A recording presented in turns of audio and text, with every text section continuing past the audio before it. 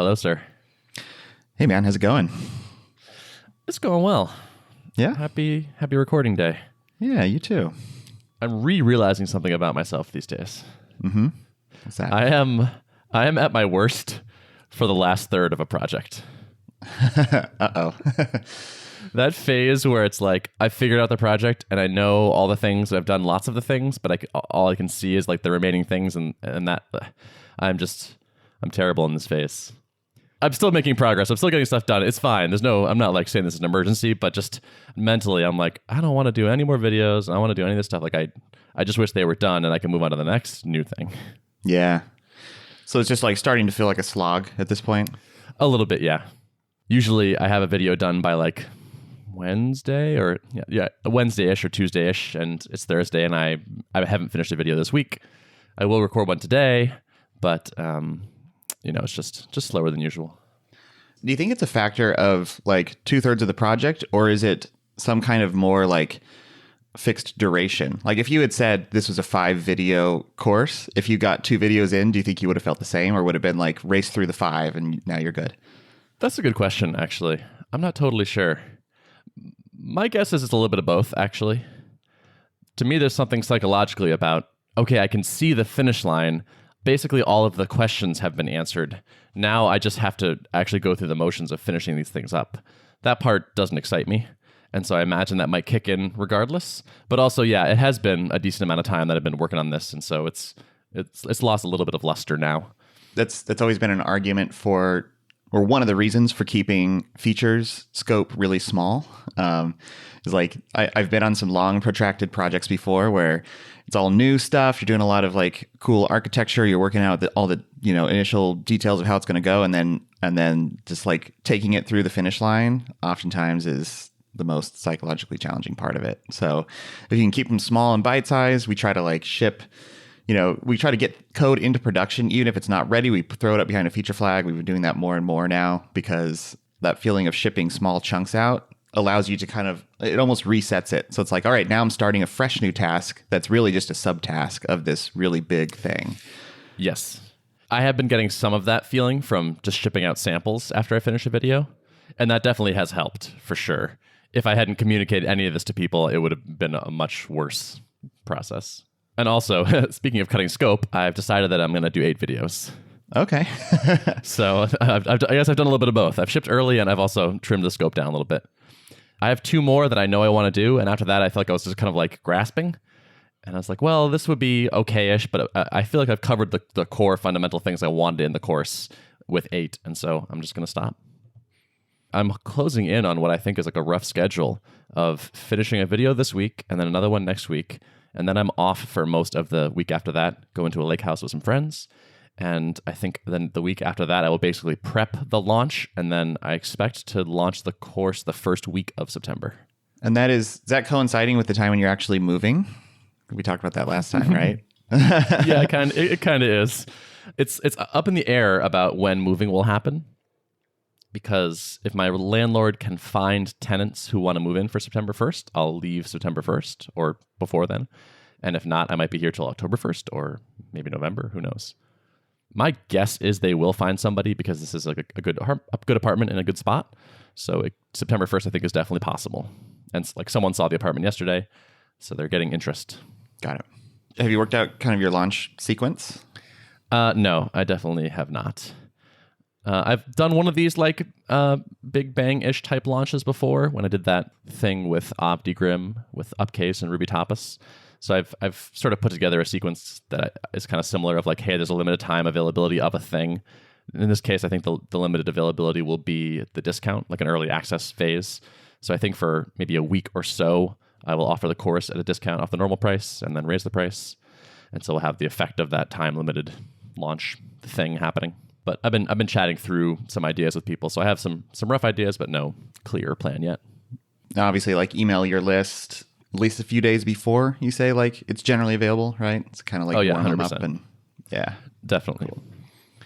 I want to send out a thing at least like a week ahead of time saying here's the date it's going to like open and close for the discount, and here's a summary of everything. Maybe you haven't opened every email, so here, just so you know, these are the videos that are in it, and these are the things I'm teaching, and probably a couple emails like that, roughly. Cool. Yeah. But it'll be pretty awesome to get this thing live. It's been a lot of build up, so I'm hoping the payoff will feel good. Yeah, as it turns out, it's been a few months of work, huh? Like I always picture these things like, it'll be like just, maybe 2 months you could knock out a course, done. But, it always takes a little longer than you expect, huh? Of course. Yeah. That's okay though. I mean, it hasn't been like arduous. So, it's been a thing that I'm actually like I'm reasonably pleased with how I've been able to continually chip away at this thing. Big projects are tough to work on, I find, psychologically, just because they feel intimidating and insurmountable. But I think I did a pretty good job of just thinking like, okay, just the next video, and thinking of them as discrete units, which are a little more easy to tackle. Yep. From my perspective, you've done a good job of it. So cool. Thanks. Yeah. I've also scheduled my first Meetup visit, which is going to be the Atlanta Ruby users group on September 13th. The Ben Orenstein worldwide tour of the Ruby meetup scene. Yeah, exactly. That'll be one of the stops for sure. I haven't submitted yet, but I'm hoping to get approved to speak at Boston Ruby Group the day before. So I'm gonna have to basically fly to Atlanta during the day, I guess. There's gonna be a lot of crazy travel in September. That is becoming quite clear. You just run on stage and be like, my flight just landed. I just got here. Hello, Atlanta. That's right. Or stream it from the airport or in the Uber from the airport to the meetup. From 30,000 feet in flight Wi-Fi. Yeah. Yeah. I've got that like last 30% struggle a little bit, but I'm still moving forward, and I think it'll be over soon. Yeah, good man. Yeah. Are you already thinking about the next project you want to tackle, or are you trying not to think about that right now? Not really. I've sort of been almost intentionally not. Like there's this big question mark for what happens after the launch and after the tour, and it's a question mark in like when will I get an apartment and when will I move and what will I want to do after professionally, and I'm just kind of being like I don't know, and just trying to be relaxed in the chaos. Anytime I try to look too many steps out, there's a lot of domino pieces that could end up falling in that time. Like maybe you do this tour and another like business idea kind of falls out of all the conversations you have over the course of this, or maybe you learn something new launching this course and it's like, hey, now I have a new idea that fell out of this and it ties well with the previous work I've done. And anytime I try to like anticipate too many domino pieces out ahead, it's usually not a very productive exercise and just makes me feel more stressed or uneasy about the future. So I think it's good. Yeah. Yeah. Being open to that serendipity, I think, is useful. And planning a little bit too much, I think, can close you off to some of those things. It's like, oh, well, I did say I was going to do this. You have this like sunk cost idea creeping up. So you emailed me this week about a topic you wanted to talk about. Yeah. I caught one of the recent episodes of the Giant Robots podcast, our former podcasting home. And it was one where Chad was interviewing Seth Godin, who I'm sure many folks out there know. And that one piqued my interest, especially because I was like, oh, Seth Godin. I take it that Chad knows Seth from just over the years. It sounded like they were at least familiar with each other. Anyways, I was expecting just a typical interview of a smart author, entrepreneur, blogger type person. But within the first few minutes, it was clear that there was a lot of, what the best word is, anguish on Chad's voice, I think, as he was kind of thinking about some tough business challenges that Thoughtbot's going through right now. So it was a very raw, honest conversation where he's basically like, look, I'm in a little bit of a personal crisis. The company's not in a crisis, but as the leader of this company, I am feeling like what used to be our special sauce has become commoditized. And so then Seth basically, he kind of, set the stage, and then Seth went off for about 20 minutes, just kind of tying together a lot of the concepts that he has written his books about. And I've maybe read one of Seth's books, but now I'm interested in reading more of them after this conversation because he sounds like a crazy smart guy. And I think could synthesize a lot of these topics into some, I don't know, just some good ideas. But yeah, kind of talking about like the dip that you experience in business and crossing the chasm, which is not Seth's idea, but a book I'm familiar with, where you're kind of moving from innovators and early adopters into the mass market. Yeah, I feel like it was a really good conversation. Do you agree? 100%. And in fact, I was super impressed with both of them. And I meant to send an email to Chad, but I didn't get to it. But so I was really impressed with how open and honest Chad was. Like he was willing to make the podcast about his feelings and struggles. which is hard. And so that I thought was great, and it just makes good radio. It's interesting and real and honest. I'm always super impressed with Seth. I think he's just an awesome human. But there was a particular moment where they've been talking for like 20 something minutes, and Chad goes, "Wow, I didn't really expect this to be all like so personally about me." Yep. And Seth goes, "Well, we don't have to publish this at all if you don't want to." Right. Yeah. And I thought that was just like such a generous thing to do, right? He's like, if you want to turn this into just I just talked to you for 25 minutes about, what you're struggling with, and there's no, marketing upshot of this for me, then I don't care. So classy. Yeah, I agree. He immediately recognized at the beginning, he's like, wow, well, first of all, thank you for being so raw and honest to your listeners and to me. Like, he was honored that he was throwing this out in a somewhat public forum and giving the opportunity to really dig deep. Because, when you keep it surface level, I mean, we've experienced this before when we've had conversations, we've gotten pretty raw and deep on this podcast and in prior episodes. And I don't know, I feel like it's always more productive when you're just honest and not kind of cagey or like, suppose there was someone who was in this circumstance, what would you advise them to do, There's so much of a difference between asking the question you really want to ask and asking the question that's like close but safer. It's night and day to me. Like, there's something like you cross this line and all of a sudden the quality of the conversation changes dramatically if you're willing to really go there. And I would say they got there, which is awesome. You seemed to feel some kinship or feel inspired by or something. Like, what was it about that episode that struck you besides the honesty? Well, it got me thinking about both the phase that Drip is in right now and also where I want to go in the future, which are two things that are kind of top of mind for me all the time. And, we talked last episode about goals, or 2 episodes ago, I guess, about, founder's dilemma and what are you optimizing for? And so as I think about like what parts of business do I really enjoy? And also this episode got me thinking kind of about what types of markets do I enjoy serving? And, if you're building a business, Seth brought up the example of like Basecamp versus Slack, where, I mean, Basecamp by all measures, I think has crossed the chasm where like they are a wildly successful business. But they have not crossed the chasm at the level that Slack has, where Slack is really infiltrating businesses across the board, not even related to the tech industry.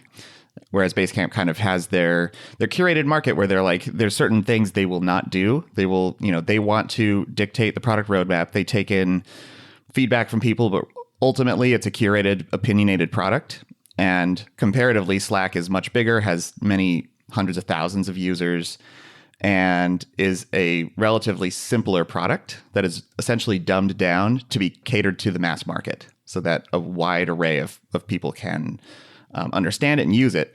But they make trade-offs in that process where like you have to have a different mindset when you're building product for the mass market versus building it for a curated, set of people who quote unquote get it.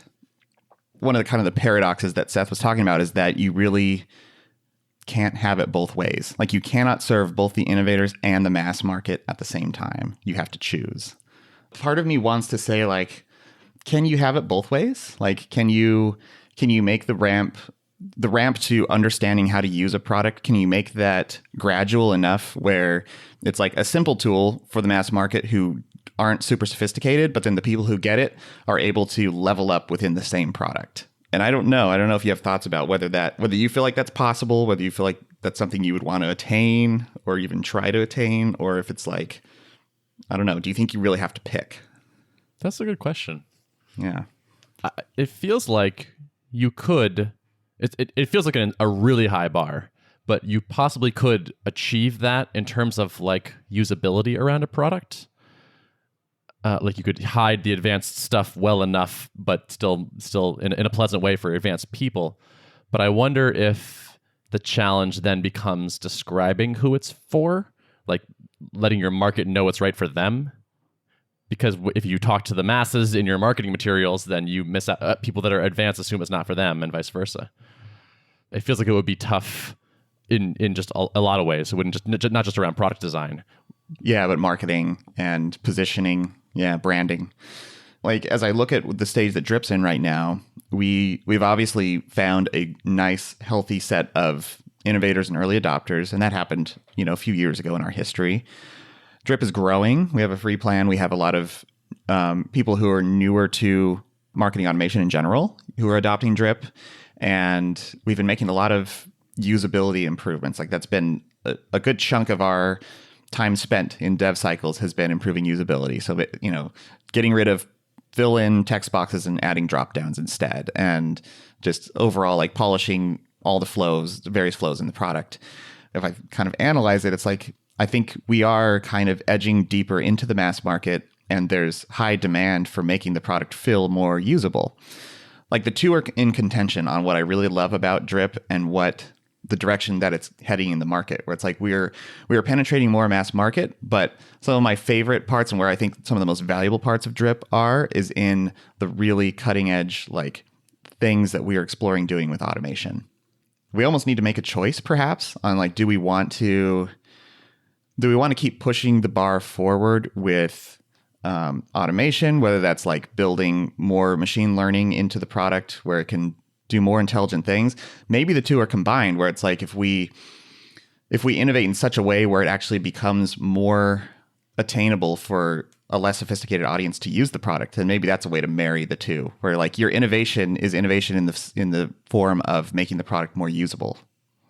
Maybe that's the way we can still continue to innovate and also make the product more usable for mass market. I don't know. I'm really just thinking off the cuff now, but these are the kinds of things that my brain starts spinning on when I'm hearing conversations like this. I was thinking of something as you were speaking, which is that this kind of reminds me of the discussion we had a couple weeks ago about how sometimes you're the right CEO for a phase of the company and less the right CEO for a later phase of the company. Because you said, I'm trying to decide what I like to do. And it's like, maybe you're like the CTO of the innovator, early adopter type product. And if you hit this point where it's like, let's take this mass market, you're just like, I'm just not into this. I'm not the guy for this. Yeah.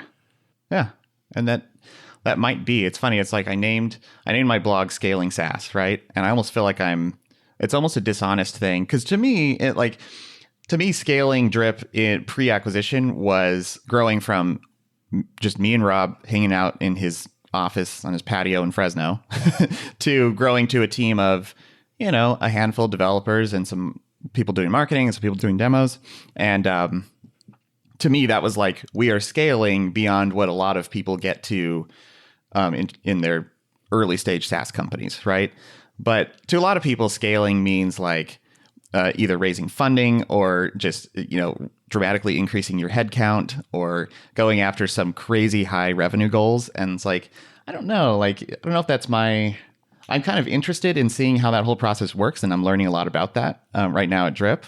But is that like where I desire to be in the future is something I've been thinking a lot about. Like if I were to go start a new company today, would I aspire to say, all right, within these years, I want to be at X millions of dollars in revenue, and to get there, I need to do X, Y, and Z? Or am I thinking more in the sense of like, I want to build really innovative product that's serving, a segment of people who get it, and maybe I'm not trying to unseat a giant competitor in the space who's gone mass market, but maybe I'm just trying to carve out my chunk of their market of people who have outgrown them and want something better.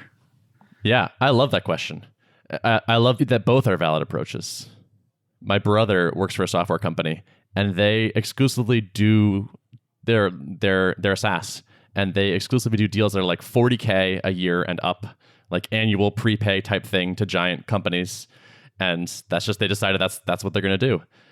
And it, of course, changes everything about the DNA of the company that they chose that, but they're doing really well in that niche, and it's totally valid. Or you could say, we're never going to do 40K deals. I'm into like these solo people. It's great that you could do either. Yeah. And I think you can be successful either way. I think one thing that I've tended to do as I'm thinking about like, all right, if I want to take on some big audacious idea, I want to both innovate, and then my mind naturally takes me to like, well, if I'm going to do this though, I have to unseat the giant 800-pound gorilla in the room. And it's like, I don't know if you actually have to do both, and you should be careful about aspiring to think like, I'm going to innovate, and at the same time, I'm going to take over, I'm going to take all the market share from this incumbent. It's like, that's probably not achievable, because, the way I would be approaching it is probably for, a few % of their market could actually cares to use your new innovative thing. And the rest of them are content with the more basic, less featured tool that has reached the masses. Right. Yeah. And do you want to build a company of the size that's required to unseat them? Yeah, that's another. Because maybe you could do it more efficiently, but how much more efficiently? Maybe you still need 50 people or 100 people. Right. Yep. Which is where I think, Basecamp, now they've been at it for 18 years now or something, some crazy amount of time, since 99, right? And they have managed to get pretty large. I mean, their revenue numbers are not public. People speculate it's in around $100 million a year. And so that's good size by any measure. But they're still 50 employees or under, I think. And so, but it's taken them a long time to get there. They've bootstrapped and growing organically. And I don't know, it's hard to imagine also being at something for 18 years before you get to potentially that scale. But I don't know, it's all trade-offs, I guess, right? Yeah. I mean, but why is that hard to imagine? Do you care about that number that much? Does that impact your enjoyment of working on the thing? No, I don't think so. Yeah. I mean, I think if you're trying to get to kind of the freedom line that we talked about, where, it's a certain dollar figure in the bank that grants you freedom to allocate resources how you want and do what you want, then there are paths that are potentially quicker to get there, and then paths that are less quick. And I think if you're growing organically, I mean, that's decidedly a less quick path to getting there, but it's also lower risk, I think. So I guess it's that's where your risk tolerance lies. Yeah. To me, the interesting thing they figured out is the way they want to work. They figured out what works for them and what they enjoy, and a thing that they would be happy doing for that long, and build a company around that. And then the financial success came anyway. I feel like the financial freedom bit is probably less happiness inducing than, hey, I work at a company that I really like, and we have an awesome culture, and we work with good people, and we figured out a lot of things that just make us feel good about the world. Right. It's you can have all that, but at what cost? And hey, I'm not sure I'm willing to sacrifice my happiness, my satisfaction with my work, my stress levels. So, yeah. I took a page and a half of notes from just quickly writing notes from that conversation. And what struck you? What'd you write down? So the first bit was you cannot serve both innovators and mass market at the same time.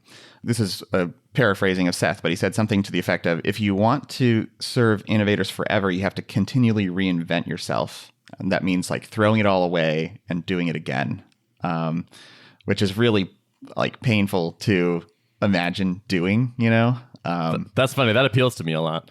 Does it? Speaking of the last 30% of a project. Yeah. Yeah. I'm so happy and at the beginning. Yeah. When the paper is fresh, or when the project is fresh, the paper's blank. I guess it feels, I don't know, it feels early on in a project, whether it's a new SaaS or something like that.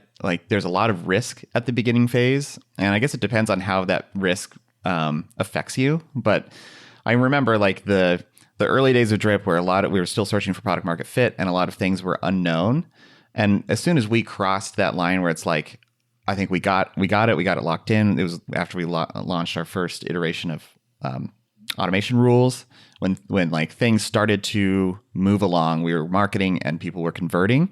That was a big moment of relief, where it's we've crossed this line that is all right, at least we've got a business that is growing at a healthy rate. It's not rocket ship, it's not exponential, but we figured out a formula that works. And to imagine shortly after you get there, it's all right, time to let people who want to take it mass market run with it, and now start over all over again, Mm-hmm. Well, that phase might be a little bit longer, right? It might be a couple of years before you need to blow it all up and start over. Yeah. I think you would have to relish. You would have to relish in your product market fit for a little while before torching it to the ground and starting over again. Totally. And maybe torching it actually involves spinning it off and enjoying a windfall and then moving to the new thing. So there's less of that stress or pressure. Yep. They kind of talked about I think Chad was trying to figure out how could Thoughtbot double down on what the formula they've worked out, where it's like they have a formula that's working. They're getting a flow of customers in. It's not necessarily as innovative as it used to be, but they figured out how to make the consulting engine work. And so they were trying to think about how Thoughtbot could keep that going, but then also at the same time start doing something new and innovative. And I liked the examples that Seth brought up, where it's like, Google has Google Labs, where it allows their engineers to work on cool new tech, but at the same time, those engineers are probably working on Google Forms, which is a stupid simple product that can be used, by the masses. And it's like, instead of siloing, like saying this team's working on the cool stuff and this other team's working on the boring stuff, it's like turning it on its head, where it's like maybe everyone or a lot of folks get to have their hand in both. I like that idea. Yeah. Like a 20% time type thing. Yeah. Do you do that at all at Drip? We don't really have that formalized. I mean, I feel like we try to make sure that folks are happy with what they're working on, and that any given engineer is not like slogging through some really nasty part of the code base, or some just like, I don't know, project that's not very fulfilling, and just like continuously doing that. I think we try to mix it up, but it's not like formalized. I don't know. I think that a lot of that just comes through like talking to your team and finding out if they're satisfied with the projects they've been working on. Yeah, I was actually thinking less around like person happiness and more like, do you take time out to invest for the future type? Like we should have a tool for this, and like let's actually like formalize this into a new project or a new repo or a new whatever. We've done that like a few times. I don't know. Like one example is when we're moving to a new deployment strategy, AWS code deploy, and we wanted like the ability to be able to track a deployment. Well, this is the internal tooling, so this is not customer facing, but just one example. Oh, that counts too. Yeah. That's what I was thinking of, actually, internal stuff. Yeah. So like we want to be able to track progress of the deployment, and the way it works is kind of like fire it off and then, okay, it's running, and we can't really have visibility unless you log into AWS and go to the page where the deployment's running and check and refresh it and see what the status is.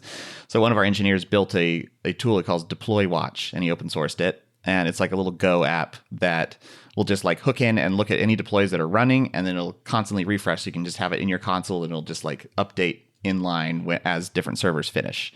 Nice. And yeah, it was totally cool with like working on that on company time. Yeah.